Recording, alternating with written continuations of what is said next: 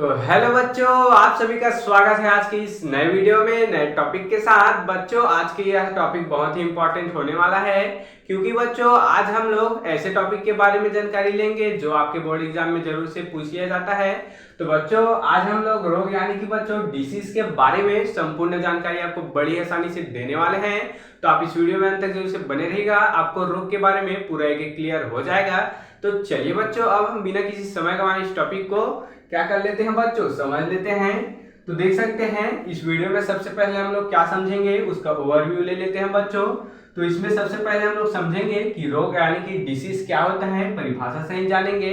उसके बाद बच्चों इनके कुछ प्रकार होते हैं, 2 प्रकार होते हैं, उसके बारे में जानकारी लेंगे। फिर अंत में हम लोग बच्चों रोग के कारण होते हैं यानी कि बच्चों इसके कुछ 6 कारक होते हैं, इसके बारे में जानकारी देने वाले हैं। तो आप इस वीडियो में अंत तक जरूर से बने रहिएगा, आपको यह एक क्लियर हो जाएगा। तो चलिए बच्चों, अब हम रोग को समझ लेते हैं कि रोग आखिर क्या होता है। तो देख सकते हैं यहाँ पर समझने का प्रयास करेंगे मेरे साथ। शरीर या उसके किसी भाग की वह अवस्था जिसमें उसके कार्यों में विसंगति यानी कि बच्चों बाधा या व्यवहार उत्पन्न हो जाते हैं, उसे क्या कहते हैं बच्चों, रोग कहते हैं।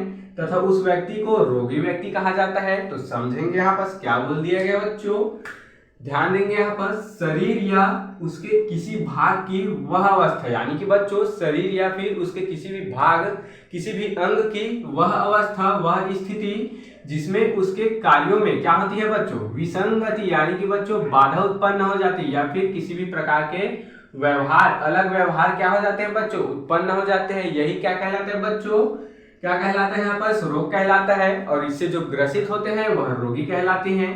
यानी कि बच्चों आसान भाषा में इसको समझने का प्रयास करें तो हमारा जो सामान्य शरीर होता है, निरोगी जो व्यक्ति होते हैं वह अच्छे से कार्य कर पाते हैं, सभी अंग से अच्छे से कार्य कर पाते हैं। और ऐसे व्यक्ति जो अच्छे से कार्य नहीं कर पाते हैं यानी कि उनको कार्य करने में क्या होती है बच्चों, तकलीफें होती है, वही व्यक्ति क्या कहलाता है, रोगी कहलाता है। और उसे जो हुआ है बच्चों वह क्या कहलाता है बच्चों, रोग कहलाता है। तो समझेंगे यहाँ बस वही बोला गया, शरीर या उसके किसी भाग की वह अवस्था जिसमें उसके कार्यों में क्या होती है बच्चों, बाधा उत्पन्न हो जाती है, वह रोग कहलाता है। और उससे ग्रसित व्यक्ति क्या कहलाती है बच्चों, रोगी कहलाती है, रोगी कहलाता है। आगे देखेंगे बच्चों रोग कितने प्रकार के होते हैं बच्चों, 2 प्रकार के होते हैं। अब इसको जानेंगे कि रोग क्या कितने 2 प्रकार के होते हैं, कौन कौन से होते हैं। पहले देख सकते हैं जन्मजात रोग। अब जन्मजात रोग क्या हो गया बच्चों, जो जन्म के समय से ही क्या होती है बच्चों, बच्चे में क्या हो जाती है, उत्पन्न हो जाती है। यानी कि जैसे ही बच्चा जन्म हुआ और उसमें क्या हो जाता है बच्चों, रोग हो जाता है। यानी कि बच्चों गुणसूत्र से संबंधित कुछ रोग हो गया, डाउन सिंड्रोम हो गया, टर्नर सिंड्रोम हो गया, क्लाइनफिंटर हो गया। अगर बच्चों आपको इसके बारे में जानकारी नहीं है तो मैं इस पर वीडियो बना चुका हूँ, आप जाकर देख सकते हैं। चलिए बच्चों यहाँ आते हैं, देख सकते हैं जन्मजात रोग यानी कि जन्म के समय ही होने वाला रोग। जैसा कि बच्चों कई बच्चे क्या हो जाते हैं बच्चों, विकलांगता हो जाते हैं, तो वह रोग इसमें आ गया जन्मजात में। गुणसूत्री संबंधी भी इसी में आ गया।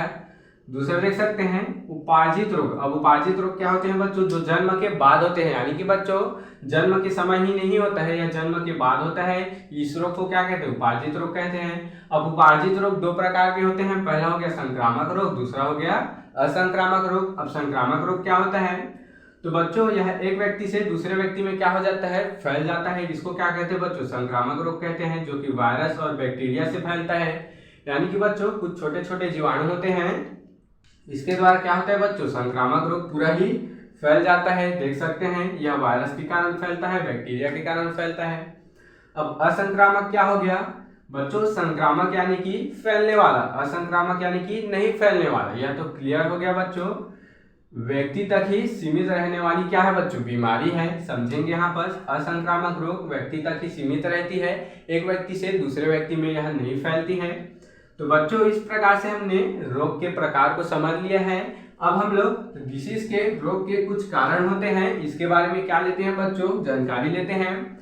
तो इसका पहला कारण देख सकते हैं पोषक कारक। अब बच्चों यहाँ पर कारण बोला गया, यहाँ पर कारक, तो कारक क्या होता है बच्चों, जिसके कारण रोग फैलता है ना बच्चों, वह क्या कहलाता है, कारक कहलाता है। तो पहला क्या हो गया, पोषक कारक। अब पोषक कारक क्या क्या होते हैं इसको देख सकते हैं। प्रोटीन, वसा, खनिज, विटामिन की क्या होती है बच्चों, कमी हो जाती है, तो इसके कारण क्या होता है, रोग फैल सकता है। यानी कि हमारे शरीर में प्रोटीन या फिर वसा, खनिज, विटामिन आदि की कमी होने से बीमारी हो सकती है। यह भी एक प्रकार से कारक हो गया। दूसरा कारक देख सकते हैं बच्चों, रासायनिक कारक। अब रासायनिक कारक में क्या क्या आ सकते हैं देख सकते हैं, समझने का प्रयास करेंगे। हार्मोन की गड़बड़ी। अब बच्चों सामान्य व्यक्ति के शरीर में तो हार्मोन मस्त से क्या होती रहती है, स्त्राव होती रहती है, जितनी मात्रा में होना है उतना मात्रा में होती है। अब बच्चों हार्मोन की गड़बड़ी हो सकती है, यानी कि अगर कम हार्मोन विकसित हुआ, यानी कि कम हार्मोन क्या हुआ बच्चों, स्त्रावित हुआ, तो उससे भी बीमारी होगी। अधिक हार्मोन स्त्रावित हुआ तो उससे भी शरीर में गड़बड़ी होगी। आगे समझेंगे। एंजाइम की कमी। अब बच्चों एंजाइम की कमी के कारण भी कई प्रकार के बीमारी होते हैं, हमारे शरीर में बहुत से एंजाइम पाए जाते हैं।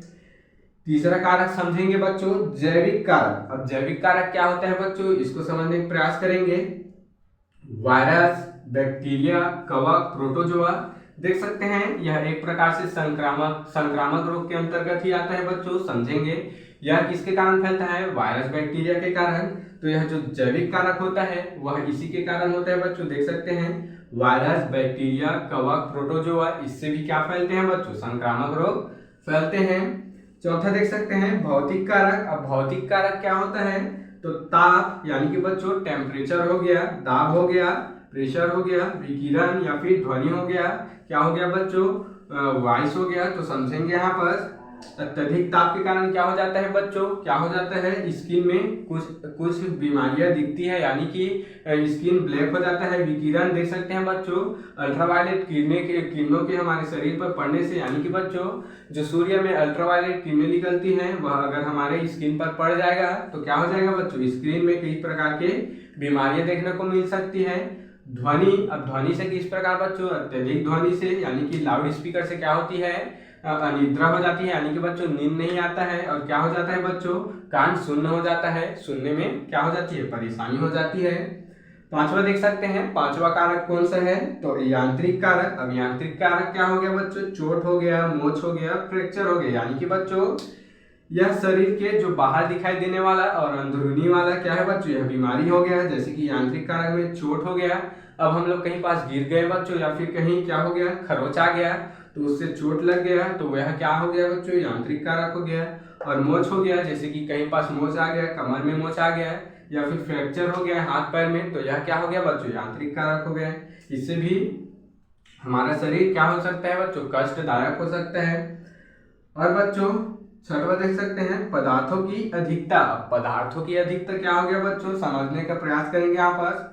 अधिक भोजन खाने से अधिक हार्मोन स्त्राव होने लगता है, तो समझेंगे बच्चों यहाँ पर अधिक भोजन के खाने से क्या होती है बच्चों, जो नियमित हार्मोन रहती है वह अधिक स्त्राव होने लगती है। बच्चों कई लोग ऐसे होते हैं जो ठूस कर खाए जा रहे हैं।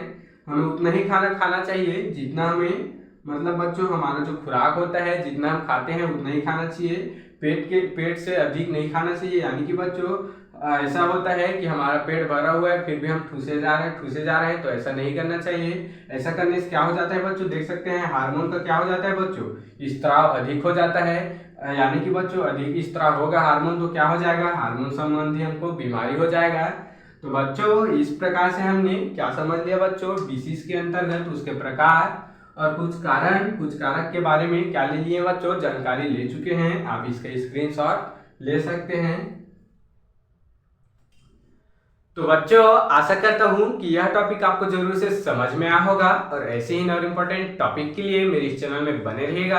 अगर आप इस चैनल में नए हो तो इसको सब्सक्राइब करके बेल वाले आइकन को दबाकर प्रेस कर लीजिएगा, ताकि आपको मेरी ऐसी ही नई और इन्फॉर्मेटिव वीडियो, अच्छे इंपॉर्टेंट वीडियो सबसे पहले आप तक ही पहुंचती रहे, और आप 12th बायोलॉजी में अच्छे से स्कोर कर पाए। तो चलिए बच्चों फिर मिलते हैं किसी नेक्स्ट वीडियो में नए टॉपिक के साथ, तब तक के लिए जय हिंद, जय भारत।